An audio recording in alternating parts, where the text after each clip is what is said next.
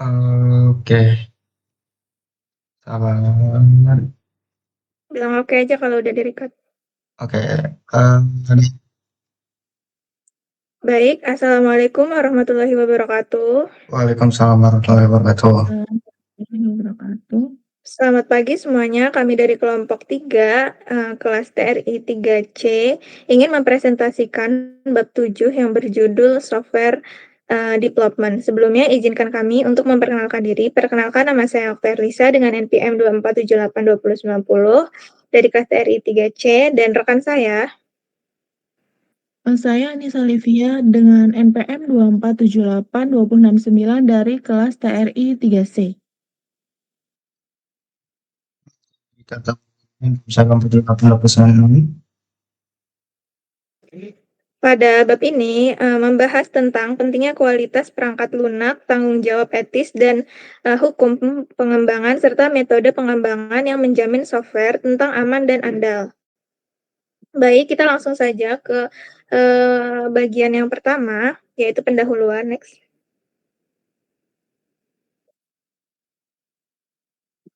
Next slide.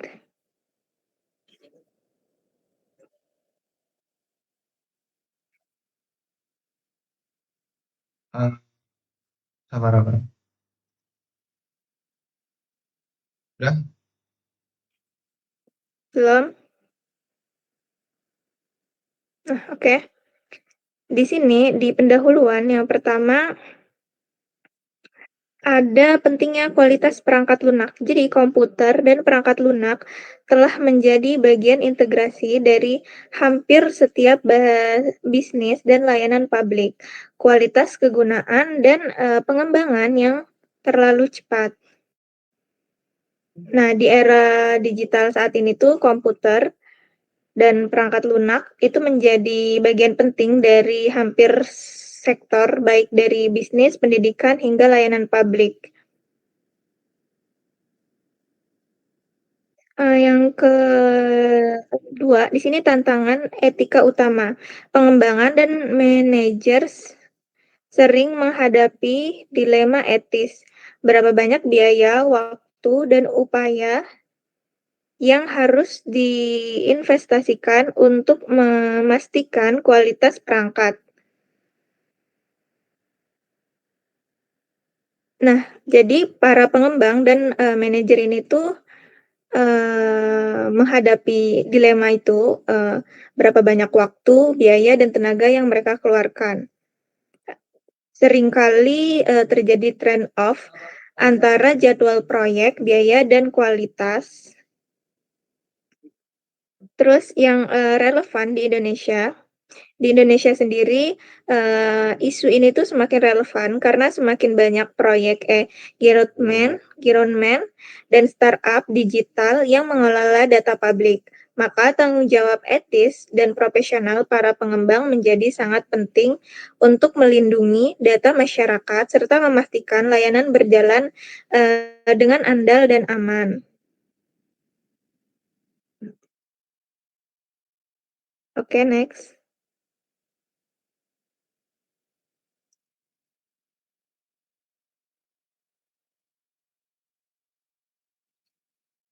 Udah? Oke. Di sini pada slide ketiga tentang B, the importance of software quality, atau pentingnya kualitas perangkat lunak. Nah, di sini ada definisi dari buku, yaitu perangkat lunak berkualitas tinggi, sistem yang mudah dipelajari dan digunakan, bekerja secara cepat dan efisien, memenuhi kebutuhan pengguna, serta beroperasi dengan aman dan andal. Di sini ada cacat perangkat lunak atau software defects, yaitu kesalahan apapun yang tidak dihilangkan dapat menyebabkan sistem gagal memenuhi kebutuhan penggunanya. Terus di sini ada kualitas perangkat lunak, yaitu software quality, yaitu sejauh mana produk perangkat lunak itu bisa memenuhi kebutuhan pengguna. Jadi menurut buku teks, software itu berkualitas tinggi adalah sistem yang mudah dipelajari, efisien, aman, dan sesuai dengan kebutuhan, pengguna. Sedangkan yang, software defect dan cacat perangkat lunak itu adalah kesalahan yang dapat menyebabkan sistem gagal memenuhi kebutuhan pengguna. Kualitas perangkat lunak diukur dari sejauh mana, produk itu bisa, memenuhi ekspektasi, pengguna. Terus di sini ada dampak kegagalan dari, software global. Yang pertama di sini ada finansial gains, perangkat lunak kena capital pada tahun 2012 menyebabkan kerugian besar dan hampir membuat, perusahaan bangkrut. Kematian atau safety critical, kasus Trerec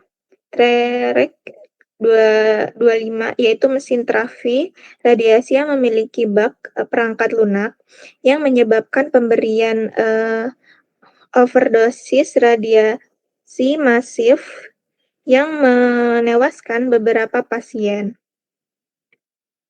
Jadi secara global kasus dari kena capital pada tahun 2012 ini tuh, pastinya menyebabkan, kerugian beberapa jutaan dolar yang, hanya karena bug kecil. Nah, lebih parahnya lagi, pada kasus, Trerac 25 yang menyebabkan kesalahan pada perangkat lunak dan radiasi mesin yang menyebabkan, korban pada pasien. Terus di sini ada, kasus konteks, Indonesia atau studi kasus yang ada di Indonesia. Nah, kasusnya di sini ada perlindungan, kasus peduli lindung pada tahun 2022. Rites, Bijorka mengklaim telah membobol dan menjual 3,2 miliar pengguna. Yang ini menyoroti isu kritis, terkait kualitas keamanan dan perlindungan privasi data pada software berskala nasional. Nah, terus di sini ada kasus, dari Pertamina juga, Bijorka juga mengklaim membocorkan 44 juta data pelanggan termasuk data sensitif seperti NIK dan NPWP.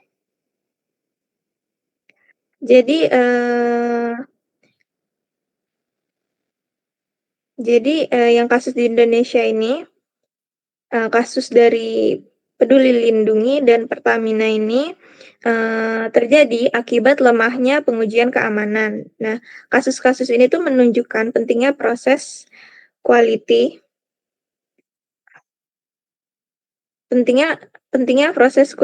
assurance atau QA seperti security testing dan load testing sebelum software, diluncurkan ke publik. Nah, di sini oke, next slide.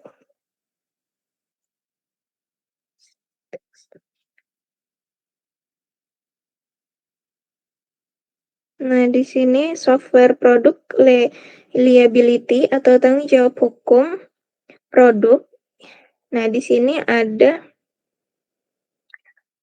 definisi dari buku. Yang pertama itu produk, liability, yaitu tanggung jawab hukum dari produsen, penjual, dan penyewa atas cedera yang disebabkan oleh produk yang cacat.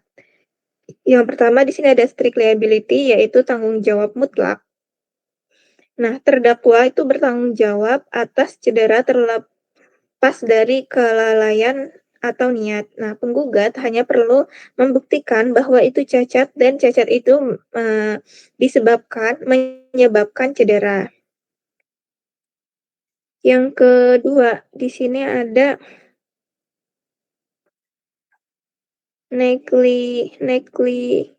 negligence atau kelalaian, yaitu kegagalan untuk melakukan apa untuk melakukan apa yang dilakukan oleh orang yang wajar. Jadi pengembang dianggap lalai jika gagal mendeteksi bug yang seharusnya bisa diperbaiki dengan praktik pengembangan yang wajar.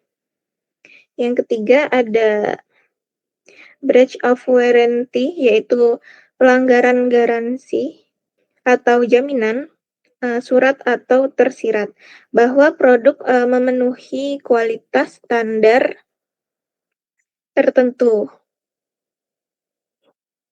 Yang keempat ada misrepresentation, yaitu representasi keliru, yaitu penjual secara sengaja salah mengartikan kualitas produk atau menyembunyikan cacat, atau penyampaian informasi yang salah atau menyesatkan tentang produk. Nah, di sini ada konteks Indonesia. Di Indonesia regulasi nasional, di sini ada UU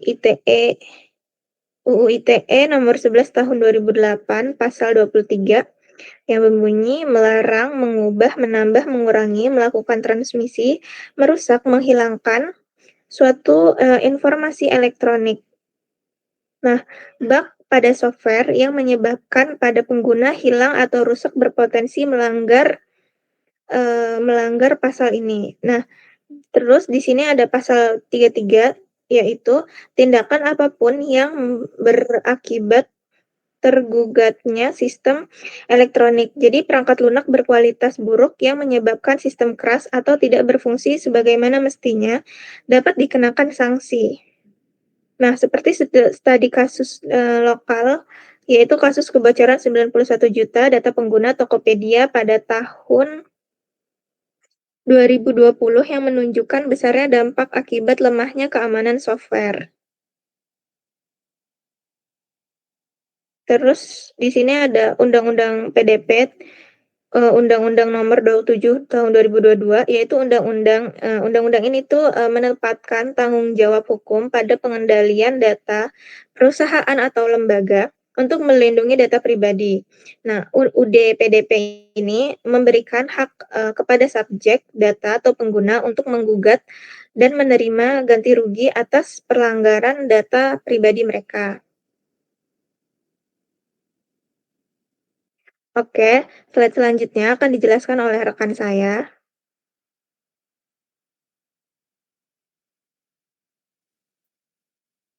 Baik. Selanjutnya saya akan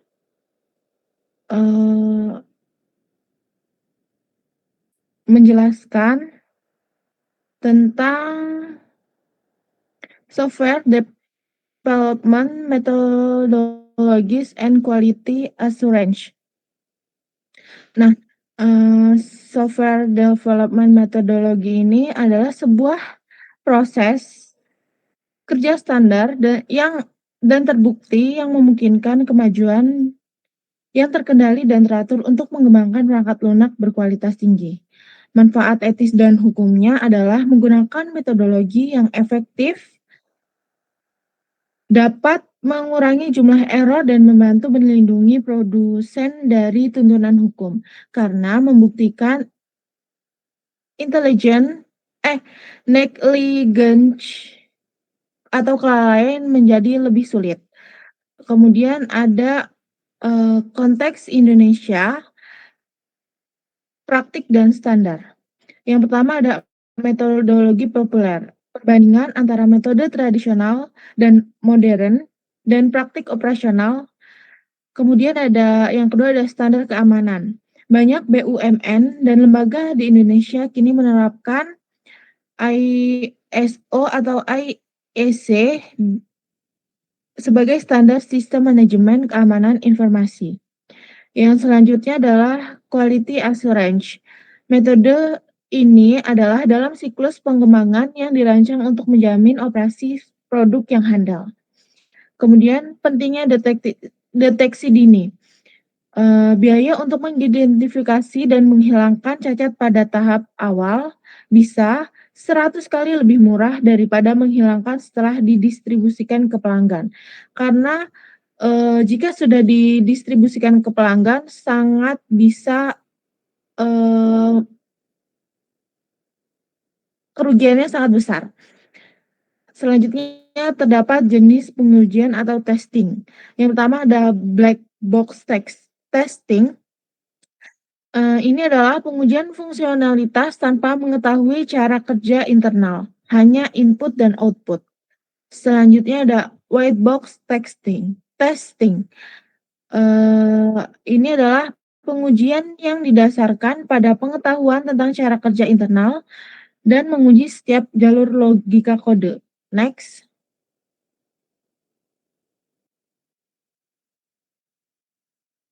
Yang selanjutnya adalah Capability Maturity Model Integration atau CMII. Slide ini memperkenalkan CMII yang merupakan sebuah kerangka kerja atau framework untuk meningkatkan proses. Penting untuk dipahami bahwa CMII bukanlah sebuah metodologi pengembangan perangkat lunak seperti Agile atau Waterfall, melainkan sebuah model kematangan. Tujuannya adalah untuk mengukur seberapa baik terorganisir dan efektivitas proses-proses dalam sebuah organisasi, khususnya dalam pengembangan perangkat lunak. Yang pertama ada definisi dan asal. CMII dikembangkan oleh Software Engineer Institute atau SAE di Carnegie Mellon University.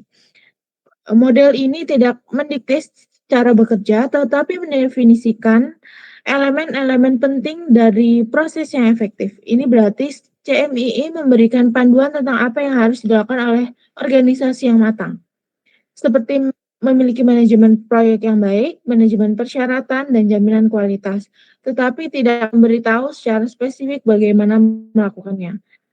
Yang kedua ada manfaat utama. Slide ini menyoroti manfaat bisnis yang nyata, yaitu menurunkan biaya perbaikan cacat, meningkatkan produktivitas, dan meningkatkan ketepatan jadwal.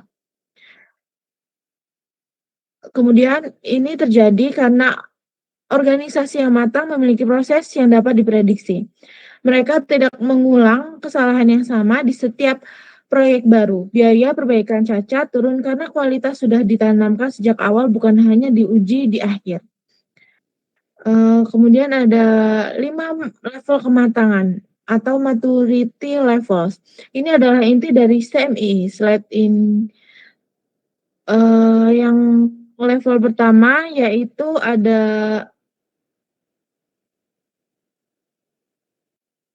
optimizing. Ini adalah level tertinggi. Organisasi tidak hanya mengukur prosesnya, tetapi juga fokus pada perbaikan proses secara berkelanjutan. Mereka secara proaktif mencari cara untuk berinovasi dan membuat proses mereka lebih efisien dan efektif. Yang kedua ada quantitatively managed. Di level ini organisasi tidak hanya memiliki proses, tapi juga mengukurnya. Mereka menerapkan tujuan kuantitatif untuk kualitas dan kinerja, dan mengukur secara statistik. Keputusan diambil berdasarkan data, bukan hanya perasaan. Yang ketiga ada define. Ini adalah lompatan besar. Organisasi tidak lagi hanya mengelola per proyek, tetapi memiliki proses standar yang distandarisasi, dipahami, dan konsisten di seluruh organisasi. Ada buku panduan atau standar operational procedure yang diikuti oleh semua orang. Yang keempat ada manage. Di level ini organisasi mulai menerapkan manajemen proyek dasar. Proyek-proyek dikelola, artinya ada perencanaan, pelacakan, dan penggunaan orang-orang yang terampil. Namun proses ini mungkin masih berbeda-beda antar proyek. Yang pertama ada initial. Ini adalah level yang paling dasar. Prosesnya ad hoc, kacau, dan reaktif. Keberhasilan proyek sangat bergantung pada pahlawan atau individu tertentu, bukan pada sistem yang terorganisir. Jika individu kunci itu pergi, proyek bisa berantakan. Selanjutnya ada konteks Indonesia. Slide ini memberi contoh nyata bahwa CMI diterapkan di Indonesia oleh lembaga penting seperti BSSN. Badan Siber dan Sandi Negara, dan BUMN seperti Telkom Sigma. Ini sangat relevan untuk meningkatkan kualitas proyek-proyek e-government. Proyek pemerintah seringkali berskala besar, kompleks, dan menggunakan ruang publik sehingga memiliki proses yang matang dan terukur sangat krusial untuk menghindari kegagalan dan pemborosan. Next. Selanjutnya ada safety critical system. Yang pertama ada definisi. Definisinya yaitu sebuah sistem yang kegagalannya dapat menyebabkan cedera atau kematian manusia. Contoh-contohnya yaitu ada kontrol rem mobil, reaktor nuklir, navigasi pesawat, dan perangkat medis. Langsung menegaskan betapa seriusnya hal ini. Dalam konteks ini, bug bukanlah sekedar ketidaknyamanan, tetapi potensi bencana. Yang kedua ada proses pengembangan khusus. Karena risikonya yang sangat tinggi, proses pengembangannya juga jauh lebih ketat, memakan waktu dan mahal. Kemudian ada sistem safety engineer. Ini adalah peran kunci, berbeda dengan manajer proyek biasa. Orang ini memiliki tanggung jawab penuh atas keamanan sistem. Mereka memiliki wewenang untuk menghentikan pengembangan jika standar keamanan tidak terpenuhi. Yang ketiga ada hazard log. Ini adalah dokumen fundamental.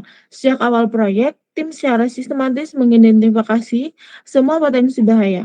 Misalnya, apa yang terjadi jika sensor rem gagal? Bagaimana jika perhitungan dosis radiasi salah? Setiap bahaya dicatat dan dilacak untuk memastikan adalah langkah mitigasi yang jelas. Yang ketiga ada strategi mitigasi. Karena kegagalan bukan pilihan, sistem ini dirancang dengan asumsi bahwa kegagalan akan terjadi dan harus ada rencana cadangan. Yaitu ada redundancy. Ini adalah konsep cadangan. Alih-alih hanya memiliki satu komponen untuk satu fungsi, sistem ini memiliki beberapa. Jika satu rem otomatis gagal, ada sistem rem kedua atau ketiga yang mengambil alih. Ini berlaku untuk perangkat keras. Selanjutnya ada inversion programming. Ini adalah bentuk redundansi perangkat lunak yang ekstrim. Organisasi akan mempekerjakan beberapa tim pengembangan dan independen untuk membuat perangkat lunak yang sama dari spesifikasi yang sama. Idenya adalah bahwa tim yang berbeda cenderung membuat kesalahan yang berbeda. Saat sistem beroperasi, semua versi perangkat lunak berjalan secara paralel dan algoritma voting akan menentukan hasil yang benar. Jika 2 dari 3 versi memberikan hasil A dan 1 versi memberikan hasil B, sistem akan mempercayai hasil A. Yang keempat ada konteks Indonesia. Yang pertama ada BMKG. BMKG adalah sistem peringatan dini untuk tsunami dan gempa bumi adalah contoh sempurna. Jika perangkat lunak ini gagal mengirimkan peringatan tepat waktu, dampaknya bisa berupa kehilangan ribuan nyawa. Yang kedua ada transportasi. Automatic Weather Observing System di bandara memberi data cuaca kritis kepada pilot untuk mendarat dan lepas landas. Area Traffic Control System yang mengelola lampu lalu lintas di kota besar juga kritis. Kegagalannya bisa menyebabkan kekacauan dan kecelakaan fatal. Baik, segitu saja yang dapat saya jelaskan. Slide selanjutnya akan dijelaskan oleh rekan saya. Kita masuk ke bagian yang G, yaitu Quality Standards ISO ya di sini ya. Nah, di sini bisa kita lihat ada beberapa standar-standar atau ya standarisasi secara internasional ya untuk sistem manajemen kualitas gitu. Nah, sistem ini apa namanya? Yang mengukur seberapa layak gitu ya software itu bisa dilakukan dijalankan gitu ya. Fokus utamanya itu adalah mengidentifikasi dan menemukan kebutuhan serta harapan pelanggan gitu ya. Lalu di sini ada juga untuk mendapatkan sertifikasi organisasi harus memiliki prosedur tertulis mengikuti prosedur tersebut dan membuktikan kepada auditor eksternal. Dan di sini kita bisa lihat ya ada juga FMA yaitu failure mode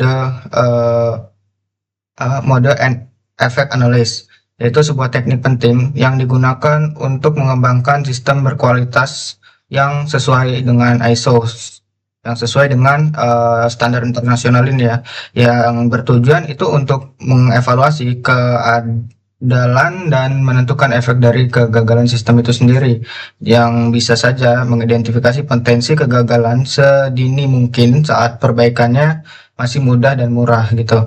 Jadi tujuannya itu sebenarnya untuk mencegah gitu ya terjadinya kegagalan-kegagalan yang bisa aja jadi lebih besar karena di awal itu tidak ada yang namanya kontrolnya gitu ya. Lalu di sini ada langkah kunci yaitu mengidentifikasi failure mode ya. Bagaimana produk itu bisa gagal gitu. Jadi kita itu mengidentifikasi sedini mungkin agar tidak menjadi produk itu gagal gitu ya.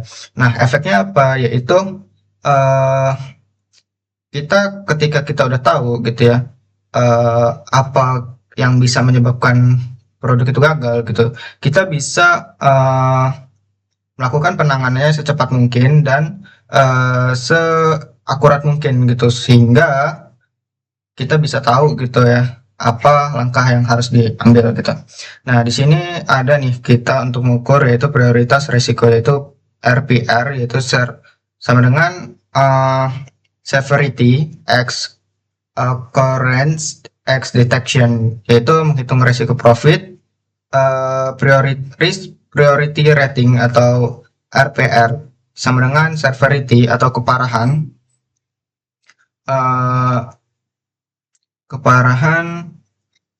time occurs keserapan dan times detection yaitu kesulitan deteksi.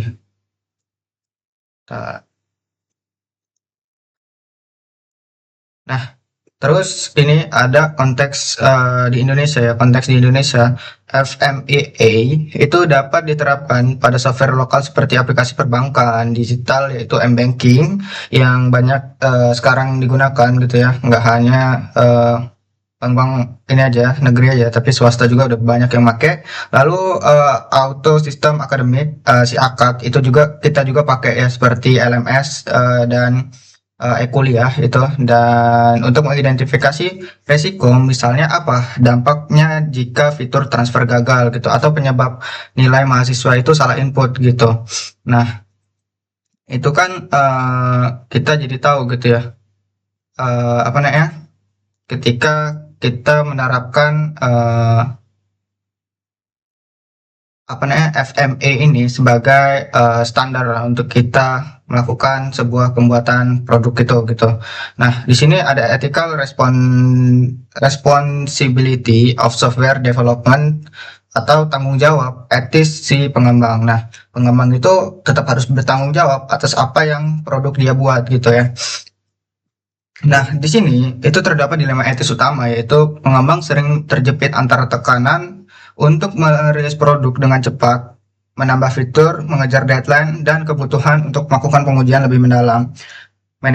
Manajer yang berorientasi laba jangka pendek memungkinkan merasa QA hanya menunda pendapatan, tapi manajer yang etis menganggap tidak etis gitu. Jika merilis produk dengan bug yang sudah diketahui. Nah, ini artinya apa? Sebagai developer itu kita itu harus berani speak up terhadap atasan kita bahwa jika aplikasi tersebut atau produk kita itu belum benar-benar 100% apa ya baik gitu ya dalam penjalanannya gitu ya, maka sebaiknya kita itu harusnya bilang gitu terhadap manajer karena memperbaiki bug itu akan jauh-jauh lebih efeknya lebih besar gitu daripada kita memperbaikinya di awal dan menunda penguploadan ini ya merilis produk gitu.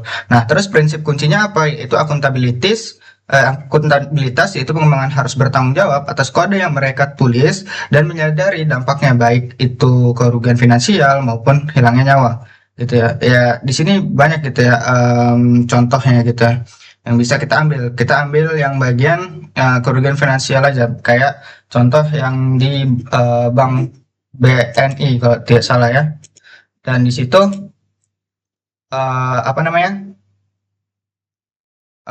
uang nasabah itu ada yang bertambah ada yang berkurang, itu kan merugikan nasabah secara finansial. Lalu kehati-hatian atau care ya, pengembang harus memiliki ya profesionalitas untuk mengikuti praktik pengembangan yang wajar untuk mendeteksi dan memperbaiki catat seperti yang dibahas dalam konsep negligence gitu ya. Dan di sini di konteks Indonesia itu banyak ya, seperti proyek pemerintah tanggung jawab etis menjadi lebih tinggi dalam proyek IT pemerintah karena menggunakan dana publik gitu dan berdampak pada layanan masyarakat yang luas. Nah, di proyek pemerintah ini banyak sekali gitu ya. Kayak yang kemarin kita bahas itu ada Cortex gitu ya.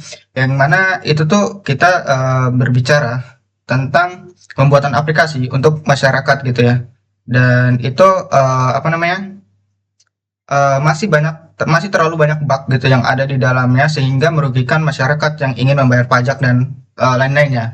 Lalu budaya lokal di sini profesionalisme pengembang di Indonesia juga harus didasari oleh nilai-nilai seperti amanah gitu, yaitu dapat dipercaya dalam mengolah data dan sistem yang penting bagi publik gitu. Karena uh, ketika kita melakukan itu dengan baik gitu ya, maka uh, lebih lebih apa ya, lebih lebih lebih mudah gitu untuk kedepannya.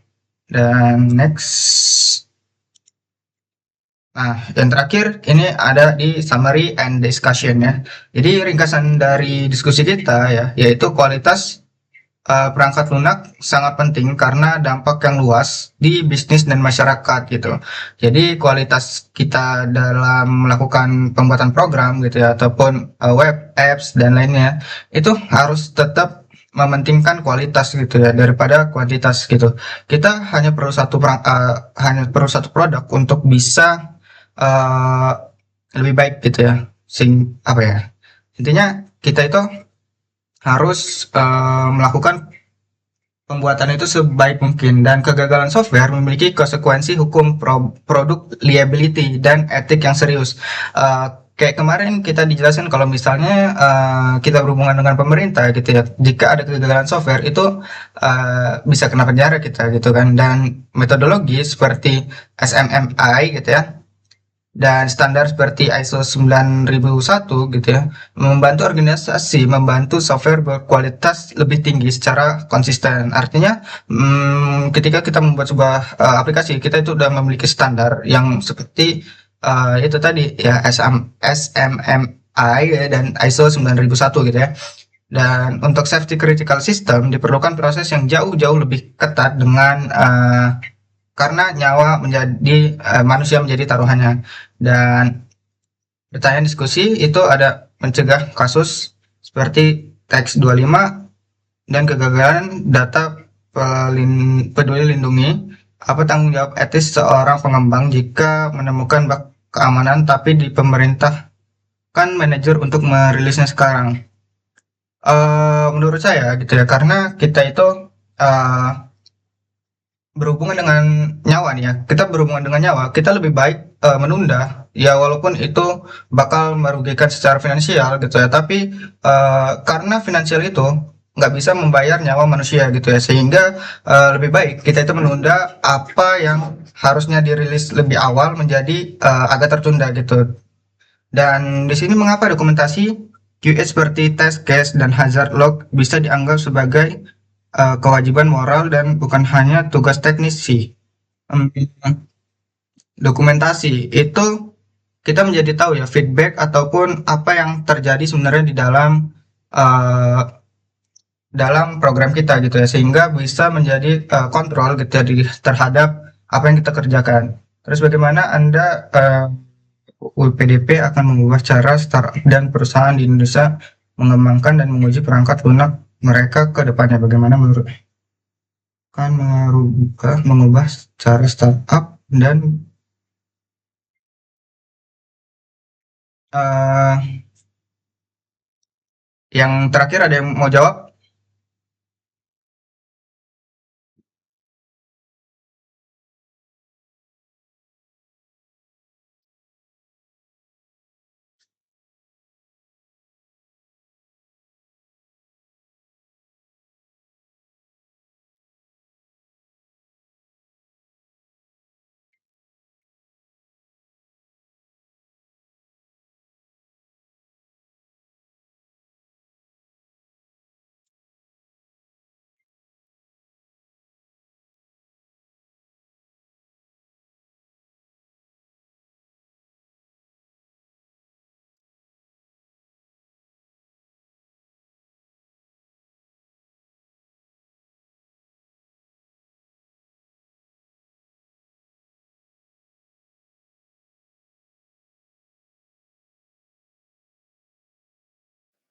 Baik, saya yang di sini akan menjawab pertanyaan yang ketiga, yaitu pertanyaannya bagaimana menurut Anda UU PDP akan mengubah cara startup dan perusahaan di Indonesia mengembangkan dan menguji perangkat lunak mereka ke depannya?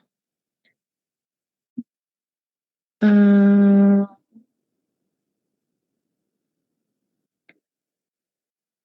UU PDP akan secara fundamental mengubah cara startup dan perusahaan di Indonesia mengembangkan dan menguji perangkat lunak mereka.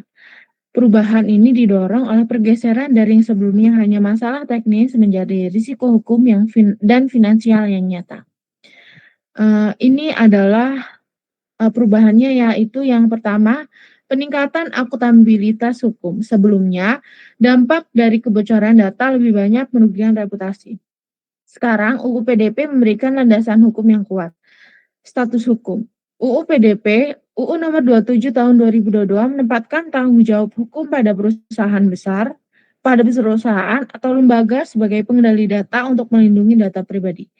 Ada hak pengguna. Undang-undang ini memberikan hak kepada subjek data atau pengguna untuk menggugat dan menerima ganti rugi atas pelanggaran dan data pribadi mereka.